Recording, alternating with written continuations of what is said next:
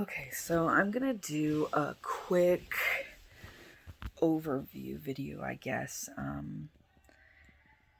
I feel like everything I've posted is just a little erratic and emotional, and really there's no urgency other than like my immediate things I need to take care of here at the house, and I try to be really spot on the mom. Right now the kids are distracted and okay. I am just gonna try and get as much of this out with clarity as I can. Um, and I'm not gonna go chronologically, which is my first instinct to just start at the beginning. But I've told my story to quite a few professionals and people I thought could help me, and no one did. I mean, no one could because I'm not willing to leave. So, Eliana, did you pause the movie? Okay. So I feel like I am a walking corpse, and the more I bring attention to it, the higher my risk gets. But at the same time, I'm already marked. So what's the point of taking all this to the grave with me? I mean, I wish there was a way to take it back. I wish there was a way for decisions to be unmade, both some of my own and some of other people's. But we can't. We can't go back from where we are, and this is where we are. It's November 17th, and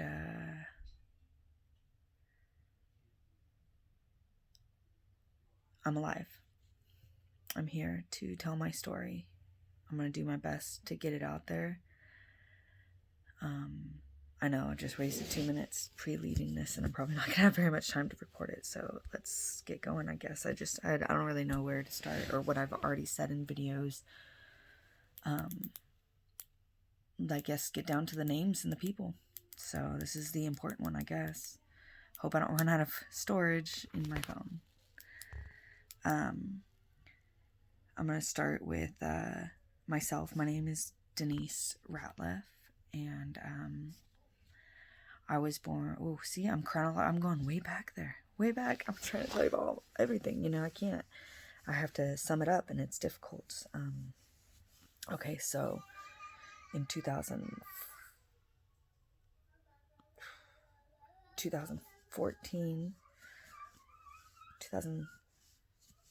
2009, I found my family, and in 2014 I met my half sister, who in every meeting has pretty much used, abused, and traumatized me. Even at the very beginning, it's just the more I think about it, the more I realize like how I played into it. And as much as I was trying to help her, I didn't help her. And I have some huge regrets. But anyways, so I had also met, I was staying up there with my brother at my dad's house, and trying to work. And, honestly, I was young. I was out of a long committed relationship, and I was, just trying to have fun too. And I was drinking very heavily. I had met his best friend, Jacob DeLuna, who was married to Krista DeLuna, formerly Krista Miller, at the time. And she didn't work, to my knowledge. He provided, and they kind of got money from their parents. And I was told that, he provided via side jobs he did for money.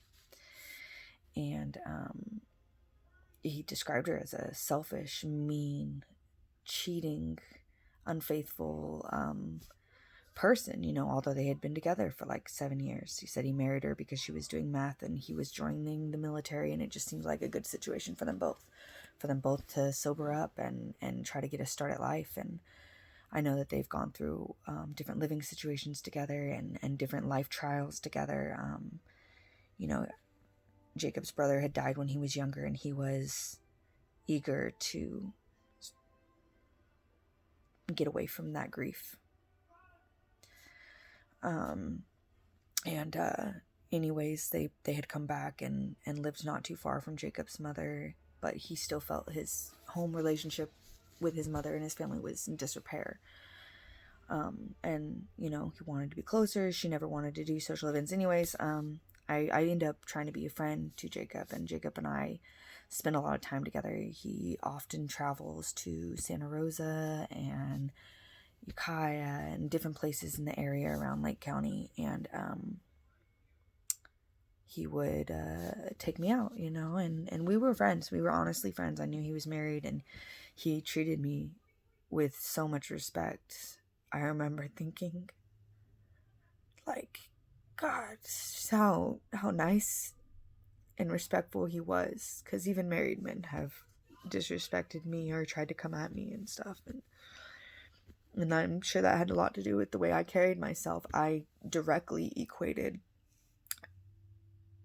sexual attractiveness with desirability, with love and wanting people to like me and love me. I don't know, I feel like I'm a product of TV, a lot of it. Like, I just absorbed everything, like what makes someone pretty, what makes someone like something. And we have this matriarchal society that really puts so much stress on women to look perfect and effortless and be the perfect homemaker and appealing in all the ways to a man, that are, you know, laugh the right way and always have yourself at the right angles. And, you know, I grew to be very conscientious of these things.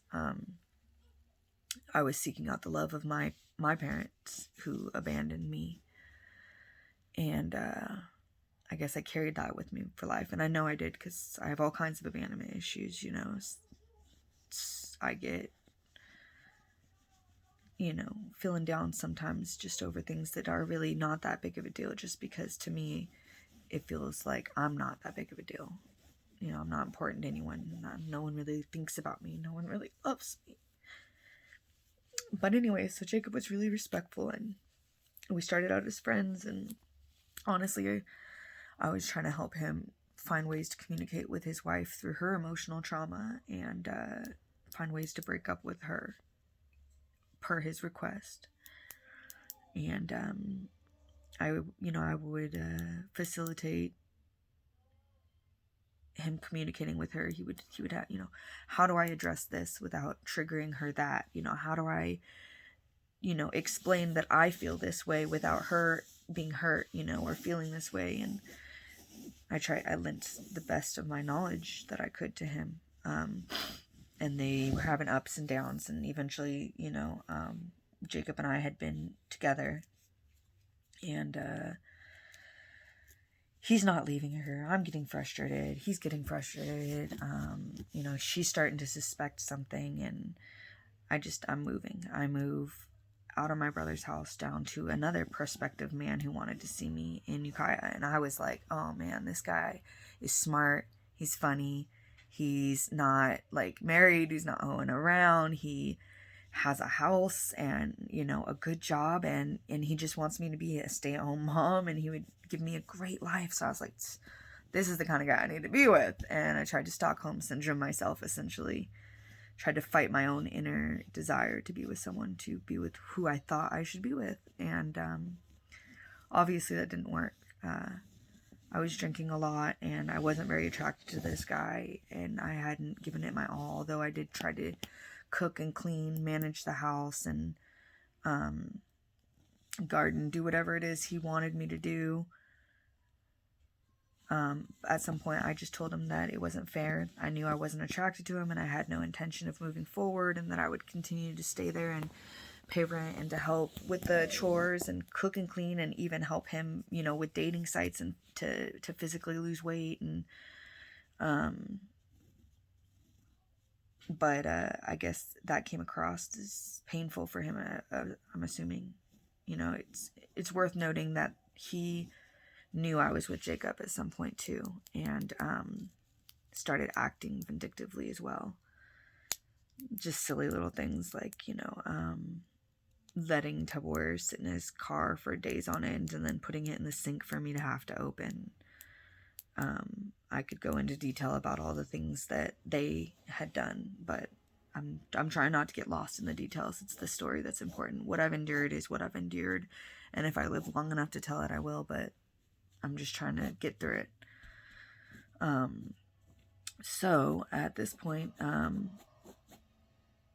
you know, I'm trying to live my life. I'm partying, but also working and cleaning, trying to help this guy, and I'm seeing Jacob, and, you know, he's still my main squeeze, but I'm mad he's not leaving his wife. He tells his wife about me. So then now his wife's, you know, she's messaging me mean, awful things. I respond with a bunch of pictures of Jacob looking happy and in love that I have. Also, Jacob had erased one of my phone's pictures already at this point. And this goes on for a few more months. Jacob doesn't know who to choose. I don't.